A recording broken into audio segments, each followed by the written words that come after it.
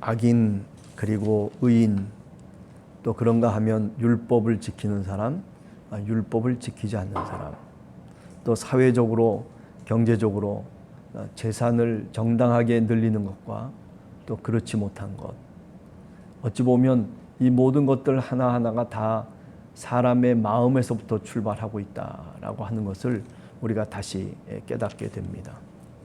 오늘 잠언 28장 1절 말씀을 가만히 보면 악인은 쫓아오는 자가 없어도 도망하나 의인은 사자같이 담대하니라.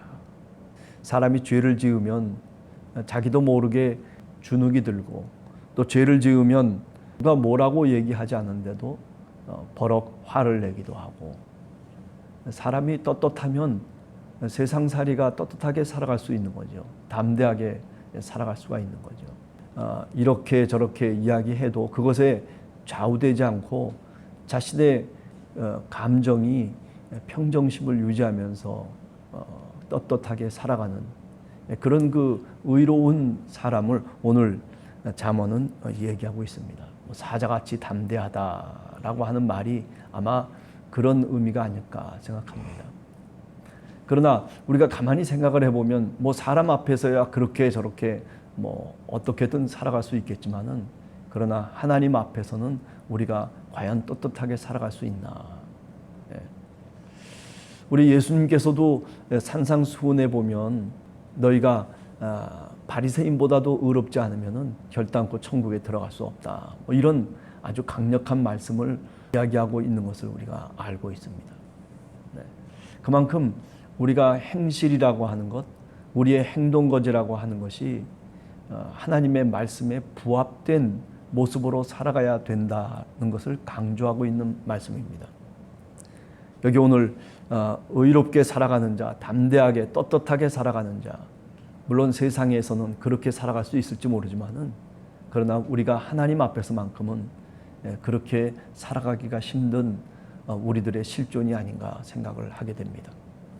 그래서 우리가 하나님께 무릎을 꿇고 또 주님의 이름을 부르면서 우리가 하나님께 기도하는 그 기도의 모습이 오늘 또 필요하다라는 생각을 다시금 해보게 됩니다. 우리가 하나님 앞에서 행실을 조심하면서 주님이 우리에게 베푸시는 성령의 능력을 통해서 보다 더 하나님의 말씀에 순종하고 따르면서 살아가려고 하는 모습들을 우리가 오늘 또 유지해 나가야 된다는 점을 분명히 깨닫게 됩니다.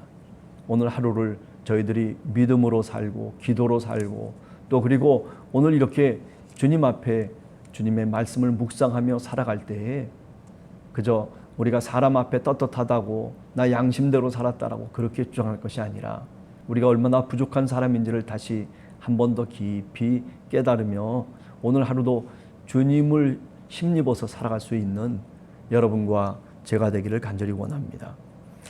그 다음에 오늘 잠언 28장 2절에 보면 나라는 죄가 있으면 주관자가 많아져도 명철과 지식이 있는 사람으로 말미암아 장구하게 된다. 나라가 번성하려면 어떻게 번성할 수 있느냐? 그것은 명철과 지식이 있는 사람들이 있어야 된다라고 하는 겁니다. 무슨 얘기인가 하면 이 나라라고 하는 것은 힘의 논리에 의해서 유지돼 나가고 그 힘에 의해서 끌려나가기 마련입니다. 국가라고 하는 것이 만약에 그런 힘이 없다면 또 국가로서의 역할을 감당하지 못할 겁니다. 그런데 문제는 뭐냐면 그런 국가가 죄가 있으면 이라고 하는 것은 결국 제대로 이끌어지지 않고 사리사욕에 의해서 이끌어지는 것을 의미하는 거죠. 백성을 위한 정치가 돼야 하고 또 나라가 백성이 있기 때문에 나라가 존재하는 것인데도 불구하고 마치 그 반대로 생각하는 경우들이 많다라고 하는 거죠. 일종의 전체주의 또는 독재주의라고 하는 것이 바로 그런 모습 속에서 출발하고 있기 때문에 인간에게 여러 가지 해를 입히고 그리고 나라가 패망하는 그런 모습들을 우리가 역사 속에서 경험하게 되는 겁니다. 그렇습니다. 나라의 주관자가 많아진다라고 하는 것은 리더십이 무너져 버리고 많은 것을 의미하죠. 오늘 우리 사회 속에서 우리 국가 속에서 과연 리더십이 제대로 작동되고 있는지 한 번쯤 우리가 묻게 됩니다. 뭐 교회도 마찬가지고 가정도 마찬가지입니다. 사실 아버지가 또는 그 부모가 제대로 서 있지 않으면 그 가정은 흐트러지기 마련이고 그 가정은 뭔가 삐그덕거리고 왜곡되기 마련이죠. 인간이라고 하는 게 그런 존재입니다. 예. 정신적인 지주가 무너져 버리면은 우리의 기준이 무너져 버리고 삶의 어떤 분명한 바탕이 무너져 버리게 되는 거죠. 그런 점에서 사실은 우리 가정 역시도 부모가 든든하게 서 있어야만이, 그래야 사실은 모든 것들이 우리 사회가 평안한 사회가 될 수 있다는 점을 우리는 분명히 알고 있습니다. 네, 그렇기 때문에 국가라고 하는 것도 마찬가지입니다. 리더십이 분명해야 됩니다.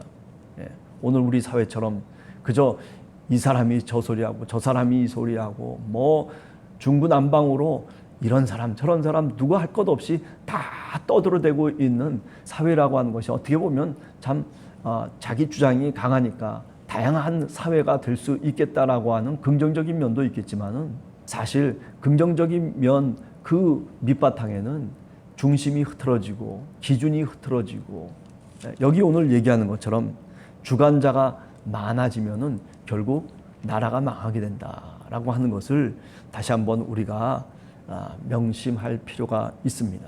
가정의 모습 또는 교회의 모습도 여기서 예외는 아니다, 이렇게 얘기할 수 있습니다. 13절에 보면 자기 죄를 숨기는 자는 형통하지 못하나 죄를 자박하고 버리는 자는 불쌍히 여김을 받으리라. 네. 마치 꼭 신약 성경의 어느 한 구절을 읽는 것 같은 그런 느낌을 받습니다. 우리가 우리의 죄를 자복하면 하나님은 미쁘시고 그리고 거룩하신 분이시기 때문에 우리의 죄를 용서해 주시는 것이죠. 예수 그리스도가 이 땅에 오셔서 우리들에게 바로 이런 진리를 우리에게 가르쳐 주시고 그리고 믿도록 해 주셨죠. 그러나 자기의 죄를 숨기고 자기의 죄를 자복하지 않는 사람들, 내가 뭐 죄진 게 뭐가 있냐고 그렇게 떳떳하게 이야기할 수 있는 사람들도 사실 생각해 보면 우리가 왜 죄인이 아니겠습니까?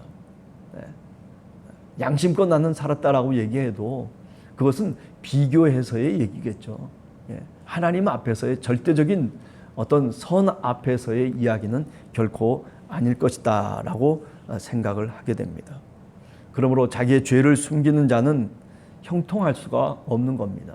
뭐 죄를 짓고서도 형통한 모습으로 살아간다면 뭔가 잘못된 것이죠. 아니, 결국 종말에 가서는 그 모든 것들을 다시 헤아림을 받게 될 것이다 라고 성경은 우리들에게 말씀하고 있습니다. 그래서 뭐라고 얘기합니까? 악인의 형통함을 부러워하지 말라고 그렇게까지 이야기를 하고 있습니다. 그렇습니다. 악인의 형통함, 죄인의 형통함, 저 사람은 왜 저렇게 살고 있음에도 불구하고 왜 저렇게 우리보다, 아니 나보다 더 나은가, 그렇게 부러워하지 말라는 거죠. 결국 종말이라고 하는 것이 분명히 있다라고 하는 것을, 종말의 심판이라고 하는 것, 하나님의 헤아림이 있다라고 하는 것을 분명히 깨닫고 하루하루를 살아가면서 성실하게 하나님 앞에서 정직한 모습으로 살아가는 것이, 그것이 사실은 영생에 이르는 길이라고 하는 것을 우리들에게 성경은 누누이 말씀하고 있는 것입니다. 죄를 자복하고 버리는 자는 구원을 받을 것이다, 불쌍히 여김을 받을 것이다 라고 하는 것 우리가 늘 명심하면서 오늘 하루도 우리가 죄인이지만은 그러나 보다 하나님 앞에 성실하게 살아가고자 원하는 그런 마음으로 하루를 살아내는 여러분과 제가 되기를 간절히 주님의 이름으로 축원합니다. 제일 마지막 이제 세 번째, 가난한 자를 구제하는 자는 27절에 보면 궁핍하지 아니할 것이다, 그렇게 얘기하고 있습니다. 남을 구제하고 남을 도와주고 남을 보살피는 것이 얼마나 귀중한 것인가 라고 하는 것을 우리들에게 얘기하고 있는 겁니다.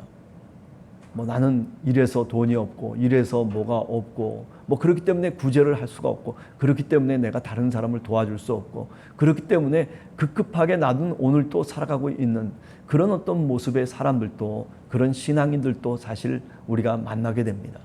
없는 것만 보면 늘 없을 수밖에 없어요. 늘 궁핍하고, 그죠? 그런데 있는 것을 보기 시작하면 내가 남에게 나눠줄 수 있는 것들이 사실은 많이 있습니다. 가난해도 남에게 나눠줄 줄 아는 사람이 있어요. 뭐 가진 것이 별로 없어도 남에게 웃음을 주고 기쁨을 주고 행복을 주는 사람들이 사실 우리 주변에 얼마나 많이 있습니까? 그렇죠?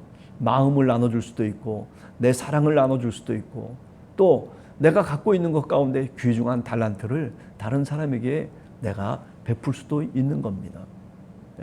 내가 없다고 나는 그러기 때문에 이렇지 못하다라고 자기 마음을 닫아놓고 살아가는 사람은 일평생 그렇게 살 수밖에 없어요. 그렇기 때문에 그 삶이 행복한 삶이 되질 못해요. 나만을 위해서 내가 행복하기 때문에 행복하다. 그것은 사실 세상을 잘 모르고 하는 얘기입니다. 다른 사람이 행복해야 나도 행복한 거예요. 세상의 이치가 그와 같습니다. 잠언이 우리들에게 얘기하는 말의 핵심은 뭐냐면 나만을 위해서 사는 것이 아니라 남을 위해서 살아갈 줄 알아야 된다는 거예요. 왜 그렇습니까? 그것은 공동체이기 때문에 그렇다는 거예요. 하나님의 자녀들이고 그리고 하나님을 경외하는 믿음의 백성들이기 때문에 그 공동체 속에서 우리는 살아가는 존재들이라고 하는 것이죠.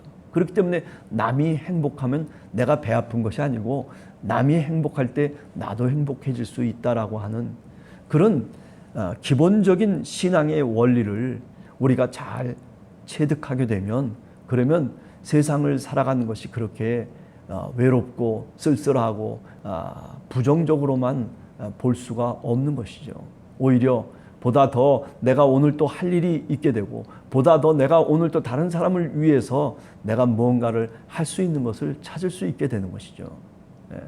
우리 함께하는 교회 성도들 오늘 하루를 살아가시면서 이렇게 남에게 좀 더 넉넉하고 후덕한 그런 삶을 베풀 수 있는 그런 우리 성도들 되기를 간절히 원합니다. 그저 없다라고 하는 말만 앞세우지 말고 내게 있는 것이 무엇인지를 다시 한번 잘 살펴서 하나님께 또 그리고 많은 이웃들에게 베풀고 그리고 넉넉하게 행복을 느낄 수 있는 그런 우리 성도님들 다 되시기를 원합니다. 같이 기도하겠습니다.